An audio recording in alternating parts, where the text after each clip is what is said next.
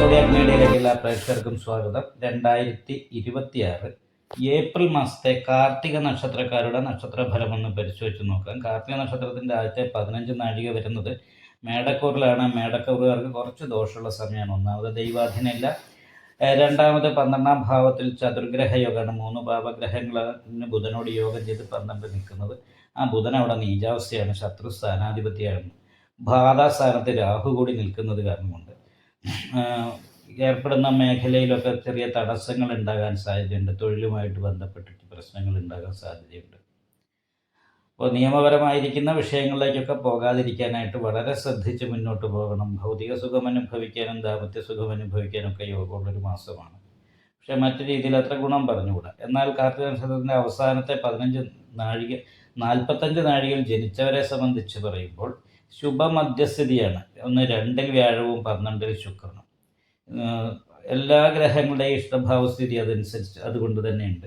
കർമ്മസ്ഥാനത്താണ് രാഹു നിൽക്കുന്നത്. അപ്പോൾ തൊഴിലിൽ ചെറിയ മുടക്കടയ്ക്ക് സംഭവിക്കാനുള്ളൊരു സാധ്യതയുണ്ടെങ്കിൽ അതൊന്നും വലിയൊരു ദോഷമായിട്ട് വരില്ല. പിന്നെ പ്രധാനമായിട്ടൊരു പ്രശ്നം വീട് വിട്ട് നിൽക്കാനിട വരുന്ന 4ാം ഭാവത്തിൽ നിൽക്കുന്ന കേതു വീട്ടിൽ നിൽക്കുമ്പം വിപരീത സ്വഭാവം, സന്തോഷം ചെയ്യുമ്പോൾ ടെൻഷൻ ഉണ്ടാക്കുക, കാലിന് വേദന ഉണ്ടാകുക, ഇങ്ങനെയുള്ള കുറച്ച് പ്രശ്നങ്ങൾക്ക് യോഗമാണ്. 5ാം ഭാവത്തിൽ കേതു നിൽക്കുന്നത് കാരണം കൊണ്ടാണത്.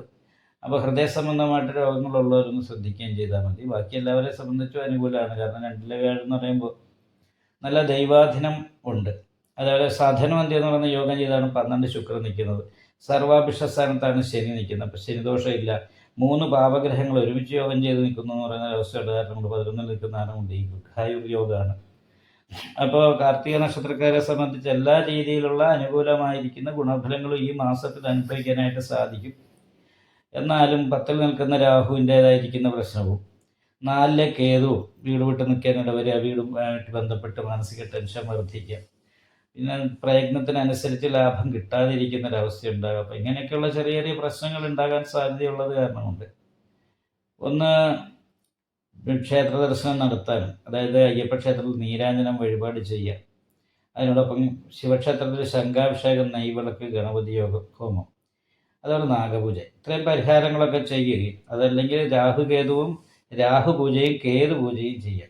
ഈ പറഞ്ഞ പരിഹാരങ്ങളൊക്കെ ചെയ്യുകയും നന്നായിട്ട് പ്രാർത്ഥിക്കുകയും ചെയ്താൽ നല്ല ഭക്ഷണം, വസ്ത്രം, യാത്രാസുഖം, മാനസികമായിട്ടുള്ള സന്തോഷം, ഇങ്ങനെ എല്ലാ രീതിയിലും അനുകൂലമായിരിക്കുന്ന ഗുണഫലങ്ങൾ അനുഭവിക്കാനായിട്ട് സാധിക്കും. വിദ്യാർത്ഥികളെ സംബന്ധിച്ച് പഠനത്തിൻ്റെ കാര്യത്തിൽ അനുകൂലമാണ്. തൊഴിലില്ലാത്തവരെ സംബന്ധിച്ച് തൊഴിലെടുക്കാനായിട്ട് യോഗമുള്ള സമയമാണ്. പിന്നെ ഹൃദയ സംബന്ധമായിട്ട് രോഗങ്ങളുള്ളവരൊന്ന് ശ്രദ്ധിക്കണം. 4ാം ഭാവത്തിൽ കേതു നിൽക്കുന്നത് കൊണ്ട് വീട് വിട്ട് നിൽക്കാനിട വരും. വീട്ട് വിട്ട് നിന്നിട്ട് സാമ്പത്തികമായ നേട്ടങ്ങൾ ഉണ്ടാക്കാനായിട്ട് യോഗമുണ്ട്. നിപുണായോഗമുള്ളത്. നന്നായിട്ട് സംസാരിക്കാനായിട്ട് കഴിവുണ്ടാകും. പക്ഷേ നമ്മൾ വളരെ സ്മാർട്ടായിട്ട് സംസാരിച്ചാലും കേൾക്കുന്നവർക്ക് അപ്രിയമായിട്ട് തോന്നാതിരിക്കാൻ ശ്രദ്ധിക്കുകയും വേണം. പിന്നെ ഈ ശത്രുദോഷ പരിഹാരം അതൊക്കെ തന്നെ ഇപ്പോൾ പറഞ്ഞു തന്നാൽ ഈ പറഞ്ഞ വഴിപാടുകൾ കാര്യങ്ങളൊക്കെ ചെയ്യാം. അപ്പോൾ കാര്യങ്ങളൊക്കെ അനുകൂലമായിട്ട് നമ്മൾ പ്രതീക്ഷിക്കുന്ന രീതിയിൽ തന്നെ അഭിവൃദ്ധിയിലേക്ക് എത്തിച്ചേരാനായിട്ട് ഈ മാസം സാധിക്കും. ഈ വീഡിയോ ഇഷ്ടപ്പെട്ടാൽ ലൈക്ക് ചെയ്യുക, നിങ്ങളുടെ അഭിപ്രായങ്ങൾ കമൻറ്റ് ചെയ്യാം. ജ്യോതിഷവുമായി ബന്ധപ്പെട്ട കൂടുതൽ കാര്യങ്ങൾ അറിയാൻ ഈ ചാനൽ സബ്സ്ക്രൈബ് ചെയ്യുക. ഞങ്ങളുടെ ഓൺലൈൻ കൺസൾട്ടൻസി നമ്പർ താഴെ ഡിസ്ക്രിപ്ഷൻ ബോക്സിൽ കൊടുത്തിട്ടുണ്ട്.